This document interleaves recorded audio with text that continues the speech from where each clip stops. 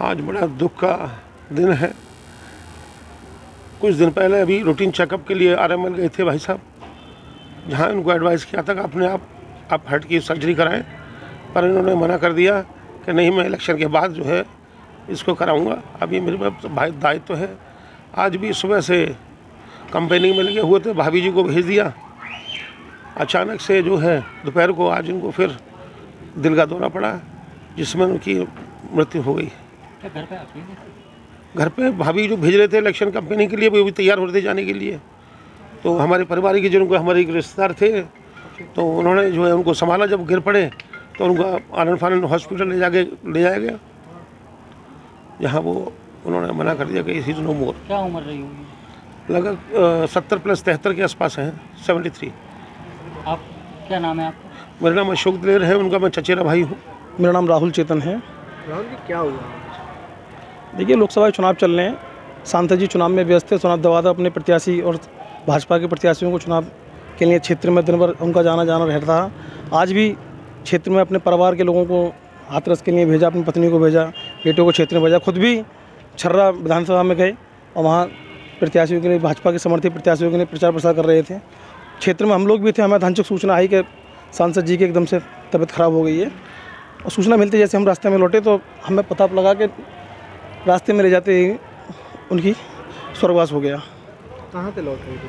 हम हाथरस से लौट रहे थे प्रचार करके। अच्छा। तो जैसे ही वहाँ हाथरस पहुँचे, अनूप भाई साहब के वहाँ कैंप कार्यालय वहाँ रुके थे। कैंप कार्यालय में सूचना मिली।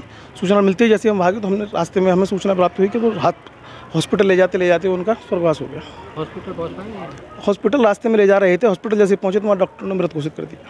अच्छा, हॉस्पिटल है? Varun hospital, Varun trauma centre. इनके परिवार में बेटा है, बेटी है, पत्नी है इनकी, और परिवार के बहुत सारे लोग हैं। सबको सूचना हुई है, सब लोग आ रहे हैं। ऐसे आप देख रहे हैं तमाम लोगों का तांता लगा हुआ। जो सुन रहा है वही दुख प्रकट करता हुआ यहाँ पर उनके आवास पर आ रहा है।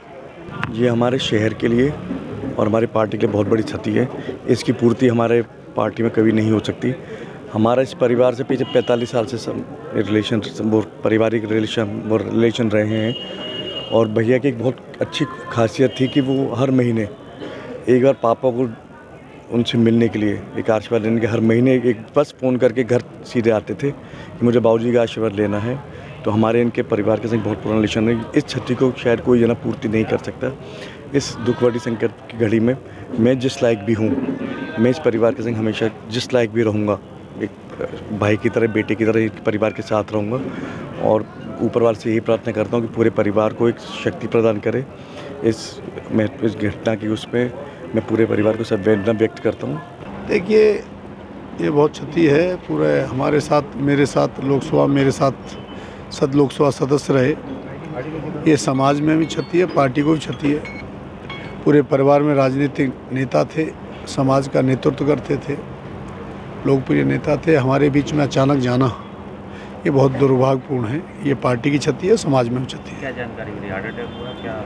ये अटैक हुआ। जैसे बेटे से मैंने बात करी तो बेटे ने यहाँ से लेके जा रहे थे, रास्ते में जैसे वहाँ पहुँचने के बाद वहाँ लास्ट अटैक पड़ा और एक्सपायर हो गया। क्या लखनऊ बात हुई है? सीएम साहब ने तो ट्वीट कर दिया। सीएम साहब को सूचना है, पीएम साहब को सब ने दुख जताया। पार्टी दुख में है, क्योंकि देखिए कोई भी कार्यकर्ता, भारतीय जनता देवतुल्य कार्यकर्ता जाता है तो दुख तो होता है किसी को। वे तो सांसद थे। बहुत बड़ी क्षति है।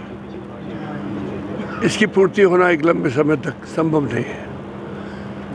दुर्भाग्य हम सभी का कि हमारे बीच में से एक दिल परिवार का एक चिराग बुझ गया। इनके पिताजी 5-6 बार 7 बार एमएलए एमपी रहे। वो स्वयं भी एक बार एमएलए एमपी रहे।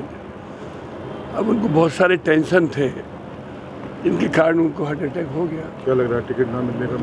अब ये तो मैं नहीं कह सकता, ये तो उनके परिवार ही कह सकता है, क्योंकि मैं कभी छोटी राजनीति में विश्वास नहीं रखता हूँ और मैं रोटियाँ नहीं सेकता हूँ। राजनीतिक क्षति तो है ही भाई। एक इतना बड़ा परिवार जिसका 7 बार एमएलए एमपी बाप रहा हो, 2 बार बेटा रहा हो, 9 बार, इससे बड़ा परिवार दलित में यूपी में नहीं होगा। उस परिवार का एक चिराग ऐसा जो उसको कल को एमपी होता, मिनिस्टर होता, वो नहीं रहा हमारे बीच में। इससे बड़ी क्षति क्या हो सकती है? ये दलितों के लिए बहुत बड़ा सेटबैक है और हम सबके लिए है। दलितों के लिए क्या है? मैं ईश्वर से कामना करता हूँ उनकी आत्मा को शांति, इस परिवार को इस हादसे की सहन करने की शक्ति दे, ऐसी मेरी ऊपर से कामना है।